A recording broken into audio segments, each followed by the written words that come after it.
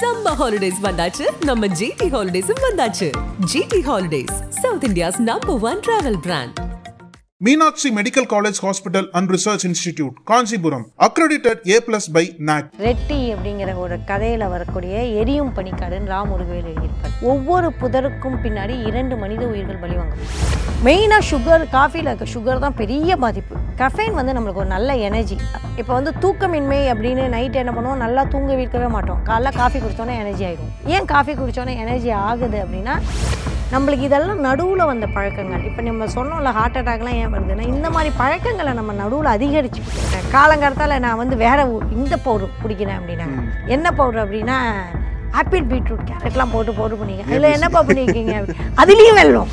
அப்போ 6 மணி 7 மணி 8 மணிக்கு நீங்கள் காஃபி குடிச்சிங்கன்னா கண்டிப்பாக தூக்கம் வராது. ஏன்னா உங்களோட மூளை சுறுசுறுப்பாக ஆரம்பிச்சிடும். இப்போல்லாம் அப்படி தான் பேசுகிறாங்க. இன்ஸ்டா ஓப்பன் பண்ணால் தினமும் இந்த பொடியை சாப்பிடுங்கள், வீட்டில் இருந்தபடியே உடலை இழத்தி விடலாம். பெரும்பாலும் நீங்கள் ஆஃபீஸில் பார்த்தீங்கன்னா ஸ்ட்ரெஸ்ஃபுல்லாக இருக்கிறவங்க காஃபியை தேடுவாங்க. அதை சொல்யூஷனாக பார்ப்பாங்களா இல்லை சும்மா இந்த மாதிரி? இந்த கருப்பட்டி காஃபியில் எப்படி? அதாவது கருப்பட்டி காப்பிங்கிறது சர்க்கரையோட அதிக அளவு கேலரி இருக்குது. ஸோ உங்களுக்கு நீங்கள் கருப்பட்டி என்ன பண்ணுவோன்னா,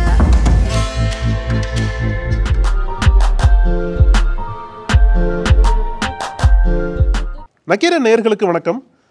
உணவும் உணர்வும் அப்படின்ற தொடரில் நியூட்ரிஷனிஸ்ட் திருமதி கிருத்திகா தரன் அவர்கள் தொடர்ந்து நம்மள்ட்ட கலந்துரைட்டு வராங்க. இன்றைக்கும் இணைஞ்சிருக்காங்க, அவங்களை வரவேற்கலாம். மேடம் வணக்கம். வணக்கம். நக்கீரன் நேயர்களுக்கும் தங்களுக்கும் ரொம்ப நன்றி மேம். பொதுவாகவே நம்மளோட வாழ்க்கையில் ஒரு மிக முக்கியமான ஒரு பகுதி என்பது பெட் காஃபி. அதை வந்து யாருமே மறுக்க முடியாது. அது அந்த சினிமாவில் நீங்கள் பார்க்கணும், அப்படியே தலைக்கு குளிச்சுட்டு வந்து அந்த பெண் வந்து அந்த சினிமாவில் வந்து திருமணத்துக்கு அப்புறம் எல்லாம் முடிஞ்சு அவங்க வந்து அந்த அழகாக இந்த மாதிரி தான் போடணும், இப்படிலாம் போட்டு இப்படி போட்டால் அது ஸ்டைல் ஆகிடும். அதனால் நல்லா இப்படி முடிஞ்சு இப்படி வச்சுட்டு கணவனுக்கு வந்து காலையில் வந்து என்னங்க அப்படின்னு தூங்கி எழுப்பணும். இப்பெல்லாம் அதுதான் ரீல்ஸாக வரும். அது யாராலையும் மறுக்க முடியாது. யாராலையும் மறுக்க முடியாது. எல்லாம் அது பழகிட்டாங்களா? ஓ, நாங்கள் இன்னும் இப்படிலாம் கொடுப்போம், நீங்க எதிர்பார்க்கறீங்க. அப்படி சொல்ல வரல, இப்போ இருக்கக்கூடிய பழக்கம் அப்படி இருக்குன்னு சொல்ல வரேன் நான். Okay okay. ஆனா இது வந்து ஒரு ஹாபியா, ஒரு பழக்கமா அவங்க இது பண்ணிட்டாங்க. ஆனா அந்த பழக்கம் வந்து உடல் ரீதியா உணர்வு ரீதியாவும் நல்லதுன்னு நினைக்கிறீங்களா? ஆனா அவ்வளவு சுகர் கண்டென்ட்டோட காலையில வந்து பெட் காஃபி கொடுக்குறாங்க. அதுவும் இப்போ வந்து இந்த பாட்டி ஜோக்கு தான். இந்த நான் காப்பி பற்றி பேசும்போது எப்போதுமே இந்த பாட்டி ஜோக்கு தான் சொல்லுவாங்க. தாத்தா என்னப்பா கொடுத்த அப்படின்னு, பாயசம் கொடுத்தேன், பாயசத்தில் பாயசம் கலந்துரும் பாட்டி. என்ன கொடுத்தேன்னு, உனக்கு பாவமா இல்லையா பாட்டி அப்படின்னது. பாவமா இருந்துச்சு அப்படின்னு. எப்போ இருந்துச்சு, இன்னொரு கிளாஸ் கொடுன்னு சொன்னார். அப்போ தான் டெய்லி காலையில் நம்மளோட கணவருக்கோ குழந்தைகளுக்கோ பாயசம் ஒரு செட்டு கொடுக்கறது தான் சர்க்கரை போட்ட காஃபி. நீங்கள் உங்கள் குழந்தைக்கு காஃபி குடிங்க, நீங்கள் உங்களோட கெஸ்ட்டுக்கு காஃபி கொடுங்க. ஆனால் நீங்கள் அதில் சர்க்கரை கலக்குறீங்கள, பாலில் சர்க்கரை கலக்குறீங்கள, அது என்ன பாயசம் தானே. பாயசத்தில் என்ன பண்ணுவீங்க, டெய்லி காலையில் வெறும் வயிற்றில் நீங்கள் பாயசத்தை வயிற்றுக்குள்ளே சொல்லும்போது சுகர் ஸ்பைக் ஆகுது. அந்த சுகர் ஸ்பைக்கு தான் டீயும் காஃபியும் அப்படிங்கிறது. ஸோ அந்த சுகர் ஸ்பைக் வந்து யாருக்குமே நல்லது, யாருக்கும். அதுவும் வெறும் வயிற்றில் ரொம்ப ரொம்ப கெடுதல். டெய்லி வந்து வெறும் வயிற்றில் பாயசனை ஒவ்வொரு சொட்டு கொடுக்கறதுக்கு சமானம் தான் காஃபியோ டீயோ சர்க்கரை பாலோட கலந்து கொடுக்கறது. இந்த பழக்கம் எங்கிருந்து வந்தது நினைக்கிறீங்க? பிரிட்டிஷார்ட்டேருந்து தான் முதல்ல வந்தது. அவங்க தேயிலை தோட்டத்தை பண்ணிட்டாங்க. தேயிலை தோட்டத்தில் கதைகள் படிக்கும்போது மிக கொடுமையாக இருக்கும். எனக்கு வந்து டீ வந்து பிடிக்காமல் போனது அப்படிங்கிறப்ப, ரெட்டி அப்படிங்கிற ஒரு கதையில் வரக்கூடிய எரியும் பனிக்காடுன்னு ராமுருகவேல் எழுதியிருப்பார். ஒவ்வொரு புதருக்கும் பின்னாடி 2 மனித உயிர்கள் பலிவாங்கப்பட்டிருக்கு. அந்த அளவுக்கு அந்த காடுகளை அழித்து அங்கே மலேரியாலாம் வந்து அந்த அனிமல்லாம் கொன்று செத்து, அதாவது மிருகங்கள் கொன்று செத்து, அப்போ அந்த புதர்கள்லேருந்து வரும்போது டீயே நம்மளுக்கு பிடிக்காமல் போயிடும். அப்படிப்பட்ட டீ எஸ்டேட்டோட தொழிலாளர்கள் வந்து அந்த ரொம்ப கொடுமையான கதை. அப்படி இருக்கிறத வந்து எங்கே விற்பனை செய்யணும்? டீ எஸ்டேட் வந்ததே பிரிட்டிஷாருக்கு அப்புறம் தான். அப்போ அதை விற்பனை செய்யக்கூடிய விஷயங்களாக தான் நம்மளை மாற்றினாங்க. அது வரைக்கும் நம்மளுக்கு காஃபி டீ கிடையாது, நீராகாரம் அப்படி தான், கஞ்சி கூழ் தான் குடிச்சிட்டு இருந்தோம். அதுக்கு அடுத்து காஃபி அப்படிங்கும்போது இதுக்கு ஒரு கதை, நிஜமாக பொய்யான்னு எனக்கு தெரியல. முதல்ல அக்ரஹாரத்தில் தான் வந்து பிரிட்டிஷார்கள் வந்து காஃபியை வந்து விற்க ஆரம்பித்தாங்க. ஓகே. அதனால தான் பிராமணர்கள், கும்பகோணம் டிகிரி காப்பி, பிராமணால் காப்பி அப்படிங்கிறது வந்து பிராமணர்கள் அதிகமாக தமிழ்நாட்டில் வந்து அந்த பிராமணர்கள் பகுதியில் வந்து. இன்னொன்று காஃபி டீ அப்படிங்கும்போதே ஒரு பாகுபாடு கூட பேசுவாங்க. இது வந்து நம்ம கம்யூனிஸ்ட் அரசியல் பகுதியில் பார்த்தீங்க அப்படின்னா, காஃபி ஷாப் அப்படிம்பாங்க, டீ கடை, பாய்லர் டீ கடை. ஏன் அப்படின்னா இந்த காஃபி ஷாப் அப்படின்னா காப்பி கடை அப்படின்னு தான் இருக்கும் அப்பயே. இது என்னென்னா உயர் வர்க்கத்துக்கு, அதாவது பொருளாதாரத்தில் உயர் வர்க்கம் இருப்பாங்கல்ல, அவங்களுக்கு வந்து காஃபியும், தொழிலாளர்கள் வந்து டீ குடிக்கிற பழக்கம். நீங்கள் டீ அப்படின்னு பழகிறவங்க எல்லாருமே இந்த தொழிலாளர் வர்க்கத்தையும், இது வந்து உயர் வர்க்கத்துக்கான ஒரு பானமாகும் தான் காஃபி. அது வந்து நீங்கள் வந்து வெளிநாட்டிலையும் பார்க்கலாம். பிரபுக்கள் வந்து காஃபியும் தொழிலாளர்களுக்கு டீயும் குடிப்பாங்க. ஸோ அப்படிங்கும்பொழுது வர்க்க பிரச்சனைகளையும் காஃபி டீயில் இருக்குது அப்படின்னு சிலர் வர்க்க ரீதியான அறிவியல் தரவுகளோட சொல்கிறாங்க. எந்த அளவுக்கு நிஜம்னு எனக்கு தெரியல. பட் வர்க்க பாகுபாடு டீ காஃபியில் கூட இருந்தது அப்படிங்கிறாங்க. ஸோ இது வந்து காஃபி டீக்கான மார்க்கெட் வந்து ஆங்கிலேயர்கள் வந்து நம்மளை உருவாக்கினது தான். எல்லாமே நம்ம இப்போ சைனா வந்து நம்மளை உபயோகப்படுத்தி நம்மள்கிட்ட செல்ஃபோனை விற்கலையா, நம்ம எவ்வளோ சாமான் தேவையில்லாத சாமான்லாம் இன்றைக்கி நிறைய எலக்ட்ரானிக் சாமான் வந்து சைனா நம்ம தலையில் கட்டுது. அவங்களுக்கு ஒரு மார்க்கெட் வேணும். அப்படி தான் ஆங்கிலேயர்களும் நம்மளை ஒரு மார்க்கெட் கன்சியூமர் பேஸ்டாக நம்மளை மாற்றினாங்க. ஸோ இப்போ பேட்டா கூட சொல்லுவாங்க கதை. ஆப்பிரிக்காவில் வந்து 2 சேல்ஸ் பர்சன் அனுப்பினோம். ஒருத்தர் வந்தார், அந்த ஊரில் செருப்பே போடுறதில்ல, வாய்ப்பே இல்லை அப்படின்னா. இன்னொருத்தர் வந்தார், செம வாய்ப்பு அப்படின்னாரு.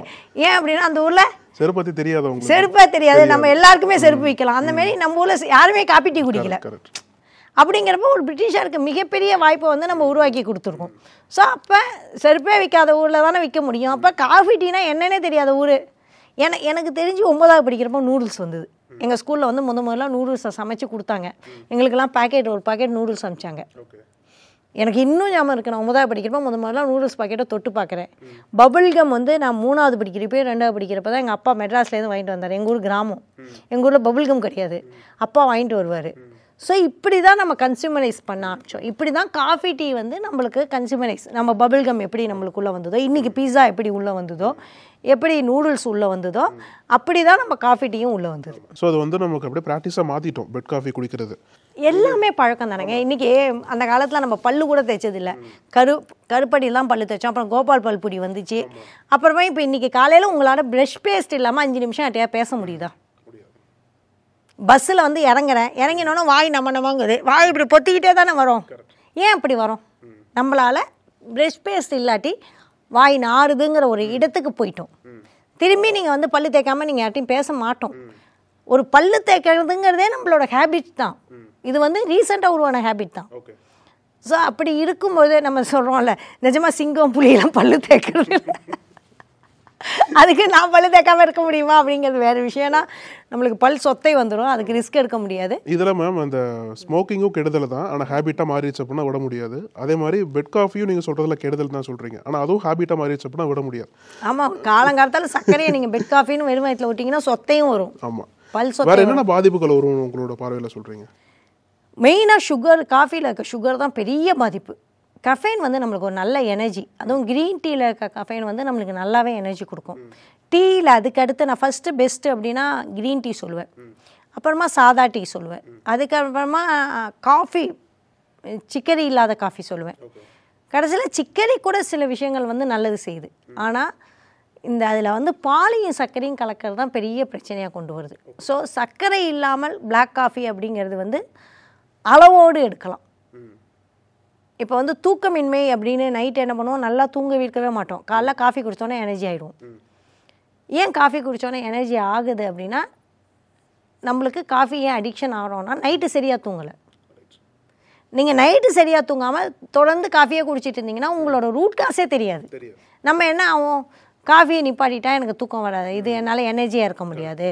காஃபியை நிப்பாட்டினா தலைவலி. காஃபியை நிப்பாட்டும் போது தலைவலி வந்து இயற்கையாக உருவாகும். ஏன்னா அது வித்ராயல் சிம்டம். ஒரு உணவு வந்து ஒரு உணவோ ஒரு விஷயமோ நம்மளுக்கு பழகிடுச்சு அப்படின்னா நம்மளுக்கு வந்து அந்த வித்ராயல் சிம்டம் வந்து ஆட்டோமேட்டிக்காக இருக்கும். இன்னும் இல்லை, டயட்டுக்கே புதுசாக வரவங்களுக்கு பார்த்திங்கன்னா பயங்கரமாக வாமிட் எடுக்கிறவங்க உண்டு, பயங்கரமாக தலைவலி வரும், அவங்களால வந்து அவங்களோட உடம்பு வந்து அவங்க சொன்ன பேச்சே கேட்காது. அந்தமாரி காஃபி டீக்கு வந்து ஸ்ட்ராங் வித்ராயல் சிம்டம் இருக்கும். அதுவும் சில பேருக்குலாம் 1 வாரம் 10 நாள் போகவே போகாது. ஸ்லீப்பிங் பில் சாப்பிட்டு விட்ட மாதிரி இதுக்கு அந்த மாதிரி சிம்டம் பயங்கரமாக இருக்கும். காஃபி விடுறதுங்கிறது ஏன்னா நல்லா எனக்கு காஃபி ரொம்ப பிடிக்கும். இப்போ என்னையே கேட்டிங்கன்னா காஃபியை விட்றதா அப்படின்னா சொல்லுவேன், எல்லாத்தையும் விட்டுட்டு காஃபியை விட்டுட்டு அது சொல்லுவாங்கல்ல, எனக்கு எந்த கெட்ட பழக்கமும் இல்லை, எதுக்குடா உயிர் வாழணும். இந்த காஃபி அடிட்லாம் கேட்டிங்கன்னா அதுதான் சொல்லுவாங்க. பட் அந்த சரி இதோட குடிச்சிக்கிறேன் அப்படிங்கிற போது அதை லிமிட்டாக இத்தனோண்டுக்கு மேலே குடிக்கக்கூடாது. காஃபி குடிக்கலாம். இப்போ இவ்வளோ காஃபி எடுக்கிறீங்க அப்படின்னா இல்லை சுகர் இல்லாமல் இவ்வளோண்டு எடுத்துக்கலாம். அப்போ இது மூலமாக நீங்கள் இவ்வளோன்னு எடுக்கும்போது இதுக்கு மேலே உங்களோட காஃபி அளவு ஆகாது. மாடரேட்டாக எது வேணாலும் சாப்பிட்லாங்க.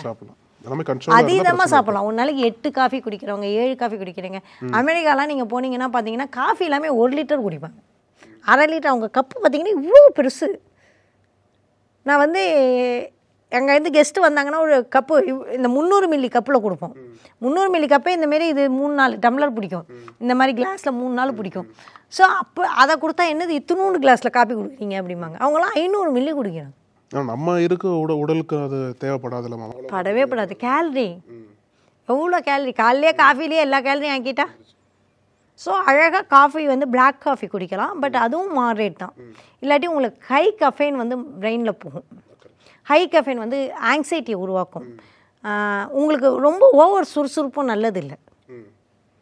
ஸோ ஓவர் படபடப்பு வரலாம், சுறுசுறுப்பு வரலாம். அதனால் பிளாக் காஃபி அப்படிங்கிறதும் ஒரு நாளைக்கு ஒரு 2-3க்கு மேலே பிளாக் காஃபி குடிக்கக்கூடாது. ரொம்ப டூ மச் டிகாஷன் இருக்கக்கூடாது. கொஞ்சம் black decoction with hot water அது குடிச்சிங்கன்னா உங்களுக்கான எனர்ஜி லைட்டாக கிடைக்கும். அந்த கஃபைன் எனர்ஜி மைல்டாக யூஸ் பண்ணிக்கலாம், ப்ராப்ளம் இல்லை. ஆனால் பாயசத்தை குடிச்சிட்டு நான் காஃபி குடித்தேன், பெட் காஃபி குடித்தேன், கேட்டால் என் ஒய்ஃபு தலையில் துண்டோட வந்து காஃபி குடிக்காது எழுப்பலை அப்படிங்கிறனா டூ மச். மேம் இந்த கம்ப்ளீட்டாக உங்களுக்கு வந்திருக்காங்களா? அது மாதிரி நிறையா காஃபி குடிச்சா எனக்கு இது மாதிரி பிஹேவியர் சேஞ்ச் அதிகமாக இருக்குது, அசிடிட்டி வந்திருக்காங்க. ஐபிஎஸ் காஃபி குடிச்சா ஐபிஎஸ் வந்தவங்கலாம் இருக்காங்க. கட் லைனிங் பாதிக்கப்பட்டு தீவிரமாக காஃபி டீ குடிச்சு. இது மட்டும் தான் காரணம் மாதிரி சொல்கிறாங்களா இல்லை வேறு எதனா? வேறு உணவு பழக்கம் இருக்குது, இதுவும் ஒரு காரணம். டீ பழக்கத்தினால ஒபேசிட்டி, சர்க்கரையை போட்டு டீ காஃபி குடிச்சு ஒபேசிட்டி, இன்னும் இது நிறைய விஷயங்கள் பாதி. அதுவும் அதீதமாக மில்க்கு, தயிர்லாம் சாப்பிட்லாம், தப்பு கிடையாது. அதீதமாக மில்க் சாப்பிடும்பொழுது உங்களுக்கான மில்கில் இருக்கக்கூடிய சில விஷயங்கள் நம்மளுக்கு உடம்பு ஏற்றுக்காது. ஸோ மில்க் வந்து ஒரு மாடரேட்டாக தான் நம்ம சாப்பிட்ணும். ஸோ இதில் அதுவும் சர்க்கரையோட மில்க்கு நல்லதே கிடையாது. ஸோ அப்படி டெய்லி காலையில் பெட் காஃபி சாப்பிட்றவங்களுக்கு இன்னையிலிருந்து பெட் காஃபி சாப்பிட வேண்டாம், நீங்கள் இதை குடிங்கன்னு சொன்னீங்க அப்படின்னா என்னென்ன ட்ரிங்க் சஜஸ்ட் பண்ணுவீங்க? ஹாட் வாட்டராக இருக்கலாம், இல்லை வேறு கொஞ்சம் க்ரீன் டீ இருக்கலாம். ஓகே, கொஞ்சம் க்ரீன் டீ இருக்கலாம். ஃப்ளவர் டீ வந்து நல்ல ஃப்ளவர்ஸ், ஹைபிஸ்கஸ், ஜாஸ்மின், அந்த சங்குப்பூ, நீல கலர், இந்த மாதிரியான ட்ரை ஃப்ளவர்ஸ் நிறைய விற்கிது இப்போ. கொஞ்சம் அதை போட்டு உங்களுக்கு வேணால் ஏலக்காய் அந்த மாதிரி வாசனையெல்லாம் போட்டு குடிக்கலாம். உங்களுக்கு பிடிச்சதுன்னா க்ரீன் டீ எடுத்துக்கலாம். இல்லை இதெல்லாம் குடிச்சு தான் ஆகணும் இல்லை, வெறும் தண்ணி கூட குடிக்கலாம். நம்மளுக்கு இதெல்லாம் நடுவில் வந்த பழக்கங்கள். இப்போ நம்ம சொன்னோம்ல ஹார்ட் அட்டாக்லாம் ஏன் வருதுன்னா இந்த மாதிரி பழக்கங்களை நம்ம நடுவில் அதிகரிச்சுக்கிட்டோம். நல்ல பழக்கங்கள் அதிகரிச்சோமோ இல்லையோ, கெட்ட பழக்கங்கள் அதிகரிச்சிட்டோம். காஃபி டீக்கு நீங்கள் நிறைய மாற்று இருக்குது. உடனே என்ன பண்ணுவாங்க தெரியுமா? ஒரு மால்ட்டு பவுடர்னாங்க. என்ன மால்ட்டு பவுடர் அப்படின்னா சிறுதானியத்தில் மால்ட்டு பவுடர். அதில் என்ன போட்டிருக்குன்னா வெல்லம். அதே கலரிஸ் தான் இங்கேயும். அப்புறம் என்னன்னா இந்த ஜூஸ் அது என்ன காலங்காலத்தால் நான் வந்து வேற இந்த பவுடர் குடிக்கிறேன் அப்படின்னாங்க. என்ன பவுடர் அப்படின்னா ஆப்பிள், பீட்ரூட், கேரட்லாம் போட்டு பண்ணிங்க. அதில் என்னப்பா பண்ணியிருக்கீங்க அப்படி, அதுலேயும் வெல்லம். ஸோ நீங்கள் திருப்பி காலையில் எழுந்தோடனே சுகர் ஸ்பைக்கை தான் ஜாஸ்தி பண்ணுறீங்க. இன்சுலின் ஸ்பைக்கை எந்த அளவுக்கு பண்ணுறீங்களோ அந்த அளவுக்கு உங்கள் உடல்நிலை மோசமாகக்கூடிய விஷயங்களை நம்ம தொடர்ந்து செஞ்சுக்கிட்டு இருக்கோம். இந்த இந்த உடலுக்கும் இது மோசமாக இருக்கும், உணர்வுக்கும் இந்த ஹேபிட் எப்படி மோசமாக இருக்கும்? அதான் சொன்னேன் இல்லையா, அதீத கஃபைன் வந்து நம்மளோட ஆங்ஸைட்டி டிசார்டர்ஸை ஜாஸ்தி பண்ணும், படப்படப்பு அதிகமாக வரும். ஸோ அது இல்லாமல் அடிக்ஷன் வரும். காஃபி டீங்கிறது ஒரு மிகப்பெரிய அடிக்ஷன். ஸோ நம்ம வந்து அதுக்கு இப்போ காஃபியை குடித்தாதான் இந்த வேலையை செய்வேன், டீயை குடித்தாதான் இந்த வேலை செய்வேன் அப்படின்னு அப்புறம் தூக்கமின்மை வரும். நீங்கள் எஸ்பெஷலி 7 மணிக்கு அப்புறம் 6 மணிக்கு அப்புறமே காஃபி டீ குடிக்கவே கூடாது. 6 மணிக்கு அப்புறம் யார் காஃபி டீ குடிக்கணும் எழுதி வச்சிங்க, உங்களுக்கு நிறைய சிக்கல்கள் வரும். ஏன்னா தூக்கம் போய்டும். 9 மணிக்கு தூங்கணும், உங்களோட மெலோட்டனின் சுரக்கணும். அப்போ 6 மணி 7 மணி 8 மணிக்கு நீங்கள் காஃபி குடிச்சிங்கன்னா கண்டிப்பாக தூக்கம் வராது. ஏன்னா உங்களோட மூளை சுறுசுறுப்பாக ஆரம்பிச்சிடும். ஸோ அப்போ போய் ராத்திரி நான் ஒரு காஃபி குடிச்சிட்டு தூங்குவேன்னா யாராலையும் தூங்க முடியாது. அதுவும் பிளாக் காஃபிலாம் குடிக்கவே கூடாது. பிளாக் காஃபி 6 மணிக்கு மேலே எடுத்திங்கன்னா சுத்தமாக தூக்கம் வராது. க்ரீன் டீ அவாய்ட் பண்ண சொல்கிறேன். ஸோ அப்போ தூக்கமின்மை ரொம்ப பிரச்சனை வரும். தூக்கமின்மை பிரச்சனை வந்ததுன்னா அதை எல்லாத்தையும் தூக்கிட்டு வந்துடும். ஹார்ட் அட்டாக் வரைக்கும் வரும். எல்லாத்தையும் தூக்கிட்டு வந்துடும். ஒன்றுமே இல்லை, அது ஒரு சிங்கிள் தூக்கமின்மை வந்து எல்லாத்தையும் தூக்கிட்டு வந்துடும். மேம் இப்போ பெட் காஃபி ஒரு பக்கம் கெடுதல்னு சொல்கிறீங்க இல்லையா? அப்போ இன்னொரு பழக்கம் நம்மள்ட்ட என்ன இருக்குது அப்படின்னா, எப்போல்லாம் ஹோட்டலுக்கு போகிறோமோ சாப்பிட்டோன்னே காஃபி சொல்கிறது, சாப்பிட்டோன்னே டீ சொல்கிறது, அது வந்து நல்ல பழக்கமாக நினைக்கிறீங்களா? ஏன்னா யூஸ்வலாக மீல் சாப்பிட்டதுக்கப்புறம் செவரே கேட்பார் சார் காஃபியா டீயா சார் கேட்பார், நம்மளும் அதில் வந்து எதுவும் சொல்லி குடிச்சிருவோம். அது வந்து நல்ல பழக்கம்னு பார்க்குறீங்களா? அது எப்படிலாம் பாதிப்பு? நல்ல பழக்கமா கெட்ட பழக்கமா அப்படிங்கிற வாக்குவாதத்தோட உங்களோட ஒரு நாளோட கேலரியே இந்த பால் பாயசத்தினால எவ்வளோ ஏற்றிக்கிறீங்க? இல்லை சாப்பிட்டதுக்கப்புறம் மீல் அதான் சாப்பிட்டதுக்கப்புறம் பால் பாயசம், நான் காஃபி டீன்னு சொல்ல, பால் பாயசத்தில் டிகாஷன் ஊற்றிக்கிறீங்க. நீங்கள் சக்கரை போடாமல் காஃபி குடிக்கிற பழக்கம் இருந்தால் பிரச்சனை கிடையாது. அப்புறம் பாலோட கேலரிஸ் அப்படின்னு நீங்கள் கணக்கு போடும்பொழுது நீங்கள் காலையில் ஒரு கப்பு, மதியானம் ஒன்று, இதுன்னு பார்க்கும்போது எவ்வளோ கேலரிஸ் 150 பார்த்தீங்கன்னா ஒரு நாளைக்கு உங்களுக்கு தேவையான கேலரியே உங்களுக்கு 1200 கேலரிக்கு மேலே நம்மளால் எரிக்க போகிறதில்ல. இது பாருங்கள், நம்மளே மணிக்கணக்காக உட்காந்துருக்கோம். ஸோ இப்படி இப்போ எரிக்காத கேலரிக்கு நீங்கள் எவ்வளோ கேலரியை சேர்த்துக்கிட்டே இருப்பீங்க. காலைல கொஞ்சம் காப்பி, மதியானம் கொஞ்சம், எவ்வளோ கேலரி, 3 நாளைக்கு 3 கேலரி சாப்பிட்டாலே நம்ம பாதி. அப்புறம் உணவு எங்கே போகிறது? அப்புறமா நீங்கள் உணவு சாப்பிட்ணும். உணவு சாப்பிட்டீங்கன்னா உடம்பு பெருக்காமல் என்ன பண்ணும்? ஒபேசிட்டி ஆட்டோமேட்டிக்காக வரும். அது சாப்பிட்டதுக்கப்புறம் நீங்கள் காஃபியை சர்க்கரையோட காஃபியை குடிச்சிங்கன்னா அவ்வளோதான், கண்டிப்பாக ஒபேசிட்டி வரும். கேலரியை வந்து அதிகப்படுத்திக்கிறோம், ஒபேசிட்டி வரும். பொதுவாக நீங்கள் ஹோல்சமாக பார்க்கணும். காஃபி குடிக்கலாமா, குடிக்கக்கூடாதா, மொரிங்கா பவுடர் எடுக்கலாமா, எடுக்கக்கூடாதா, அப்புறம் கருஞ்சீரகம் சாப்பிட்டால் என்ன சொல்லுவோம், கண்ணெல்லாம் நல்லா தெரியுமா, இப்போல்லாம் அப்படி தான் பேசுகிறாங்க. இன்ஸ்டா ஓப்பன் பண்ணால் தினமும் இந்த பொடியை சாப்பிடுங்கள், வீட்டில் இருந்தபடியே உடலை இழத்தி விடலாம், தினமும் இந்த உணவை சாப்பிடுங்கள், சூப்பராக இழத்தி விடலாம். எல்லாமே போய் சயின்டிஃபிக்காக ப்ரூஃப் இருக்க எதுவுமே சொல்ல மாட்டாங்க. எல்லாமே போய். You need to put your efforts, non stop effort. நீங்கள் ஹெல்த்தியாக இருக்கணும்னா சம்பாதிக்கணும்ல, எப்படி காசு வருது? மாதம் மாதம் வேலை செஞ்சால் தானே காசு வருது. அப்படிங்கிறதுக்கு ஹெல்த்துக்கான எஃபோர்ட்டை நீங்கள் லைஃப் லாங்காக போட்டு தான் ஆகணும். லைஃப் லாங்காக வாக்கிங் போய் தான் ஆகணும். லைஃப் லாங்காக விட்டமின் டியை நம்ம செக் பண்ணி தான் ஆகணும். லைஃப் லாங்காக தூங்கி தான் ஆகணும். நான் இல்லை அதெல்லாம் கிடையாது, நான் 4 நாள் தூங்கிட்டேன் என் ஹெல்த்தெல்லாம் சரியாயிடணும் கிடையாது. லைஃப் லாங்காக தூங்கி தான் ஆகணும். லைஃப் லாங்காக நல்ல உணவு எடுத்து தான் ஆகணும். வேறு வழியே கிடையாது. There is no shortcut. Shortcut ஹெல்த்தியாக இருக்கிறதுக்கு ஷார்ட்கட் கிடையாது. அப்படி ஷார்ட்கட் சொன்னாங்க அப்படின்னு சொன்னாங்கன்னா அது பொய். மாத்திரை இருக்குது, ஒசம்பிக்னு ஒரு மாத்திரை வந்திருக்கு, அதனால் வந்து உடல் இழைச்சிடுமாங்க. எத்தனை நாளைக்கு இழைக்க முடியும் அதெல்லாம்? இப்போ அமெரிக்காவிலேருந்து என்னோடய ஃப்ரெண்ட்ஸ் சொன்னாங்க, நீ பேசாமல் அவங்களோட டீல் போட்டு இந்தியாவில் அதை விற்று நீ பெரிய சம்பாதிக்கலாமே. எல்லாமே there is no shortcut at all. நீங்கள் டெய்லி தூங்கி தானே ஆகணும். அது எந்த மாத்திரை போட்டாலும் உங்களால் நிம்மதியாக தூங்க முடியாது. நீங்களாக தூங்கணும், உங்களோட எஃபோர்ட் போகணும். அப்போ தூங்கணும்னா நீங்கள் நல்லா வாக்கிங் போயிருக்கணும். நல்லா வாக்கிங் போய் நல்லா தூங்கணும் அப்படின்னா உங்களோட உணவு, வயிறு, நைட் சாயங்காலம் மேலே காஃபி குடிக்கக்கூடாது, சாயங்காலம் மேலே டீ குடிக்கக்கூடாது. அப்படிங்கிறப்ப சாயங்காலம் நான் டீயும் காஃபியும் லிட்டராக குடிச்சிட்டு நைட்டு தூங்கினா எப்படி தூங்க முடியும்? அப்புறம் எப்படி ஆரோக்கியமாக இருக்க முடியும்? சிம்பிள். எதாக இருந்தாலும் ஃபைண்ட் யுவர் பேலன்ஸ். மாடரேட்டாக எது செஞ்சாலுமே பிரச்சனை. ரொம்ப எக்ஸ்ட்ரீமாக போகக்கூடாது, ரொம்ப லோவாக இருக்கக்கூடாது. பேலன்ஸ். ஸ்ட்ரெஸ்ஸுக்கும் காஃபிக்கும் ரொம்ப சம்மந்தம் இருக்குது. பெரும்பாலும் நீங்கள் ஆஃபீஸில் பார்த்தீங்கன்னா ஸ்ட்ரெஸ்ஃபுல்லாக இருக்கிறவங்க காஃபியை தேடுவாங்க. அதை சொல்யூஷனாக பார்ப்பாங்களா இல்லை சும்மா இந்த மாதிரி ஆல்கஹால் அடிக்ஷன் மாதிரி காஃபியை வந்து ஸ்ட்ரெஸ்ஸுக்கு வந்து சொல்யூஷனாக பார்ப்பாங்க. அந்த காஃபி வந்து அந்த சூத்திங் எஃபெக்ட் அவங்களுக்கு கொடுக்குது. அந்த ரியல் சொல்யூஷன் கிடையாது. ரியல் சொல்யூஷன் கிடையாது. ஸோ நீங்கள் காஃபியை தேடும்பொழுதே நான் எதனால் இந்த காஃபியை தேடுறேன், என்னோட ஹேபிச்சுவல் காலையில் இருந்து எனக்கு காஃபி குடிச்சே ஆகணும்னு ஹேபிட்டா, இல்லை எனக்கு ஸ்ட்ரெஸ் இருக்கா, இல்லை காஃபி குடிக்கணும்னு கிரேவிங் இருக்கா, அப்படின்னு நீங்கள் கொஞ்சம் கொஞ்சமாக யோசிச்சிங்கன்னா ஹேபிட் வேறு, கிரேவிங் வேறு. ஹேபிச்சுவலாக காலைல 6 மணிக்கு காஃபி குடிக்கணும், ஆனால் காஃபியை எங்கே பார்த்தாலும் குடிக்கணுங்கிறது கிரேவிங். டீ கடை இந்த பாய்லர் டீ கடை நல்லா இருக்கும், இங்கே குடிக்கணும் அப்படிங்கிறது வந்து எங்கே பார்த்தாலுமே. அப்போ வந்து விஷுவலி அடிக்ஷன் தான் அதெல்லாம். ஸோ இப்போ விஷுவலி காஃபி டீ இருக்கிற இடத்த தவிர்க்கணும். எப்போதும் ஃப்ரெண்ட்ஸ்ட்டு டீ கடையில் வாசலில் நின்று பேசியிருக்கிறது பதிலாக, இல்லை டீ கடை போகலாம், ஆனால் black tea, black coffee, green tea, flower tea, இப்படி நம்ம வந்து ரீப்ளேஸ் பண்ணலாம். எல்லாத்தையுமே ரீப்ளேஸ் பண்ணலாம். ஆனால் ரீப்ளேஸ் பண்ணுறதுக்கான ஆப்ஷன்ஸ் நம்மள்ட்ட இல்லை, நமக்கு தயாராக இல்லை. டீ கடை காஃபி கடை தான் எங்கே பார்த்தாலும் உருவாக்கிட்டு இருக்கோமே தவிர்த்து நல்ல ட்ரிங்க்ஸ், இங்கே நல்ல ட்ரிங்க்ஸ் கிடைக்கும் அப்படிங்கிற ஒரு விஷயம் நம்ம ஒன்றுமே உருவாக்கலை. அதை உருவாக்கும்போது ஒரு நல்ல லெமன் ஜூஸ் குடிக்கலாம், அந்த மாதிரியான ஆப்ஷன்ஸ் நம்மளுக்கு இருக்கும்பொழுது இதெல்லாம் கொஞ்சம் குறைய வாய்ப்பு. இந்த கருப்பட்டி காப்பியில் எப்படி? அதாவது கருப்பட்டி காப்பிங்கிறது சர்க்கரையோட அதிக அளவு கேலரி இருக்குது தான். சர்க்கரையோட கருப்பட்டியில் அதிக அளவு கேலரி இருக்குது. ஸோ உங்களுக்கு நீங்கள் கருப்பட்டி என்ன பண்ணுவோன்னா கொஞ்சமாக போட மாட்டோம், நல்லா காட்டம்ல கருப்பட்டியை போட்டு கொடுத்துருவாங்க. பட் என்னென்னா அந்த ஒயிட் சுகரில் இருக்கிற ப்ராசஸிங் கருப்பட்டியில் இல்லை. ஸோ அந்த ஹைலி ப்ராசஸ்டு அல்ட்ரா ப்ராசஸ் வந்து சுகர், அந்த ப்ராசஸிங் இல்லையே தவிர்த்து இதில் வந்து கேலரியோ உங்களோட சுகர் ஸ்பைக்கோ கம்மியாக போகிறதில்ல. சுகர் ஸ்பைக்கு கம்மியாகிறதுனாலையோ கேலரி கம்மியாகாமையோ உங்களால் இதெல்லாம் பேலன்ஸ் பண்ண முடியாது. ரைட் மேம், ரொம்ப நன்றி மேம். ரொம்ப நன்றி.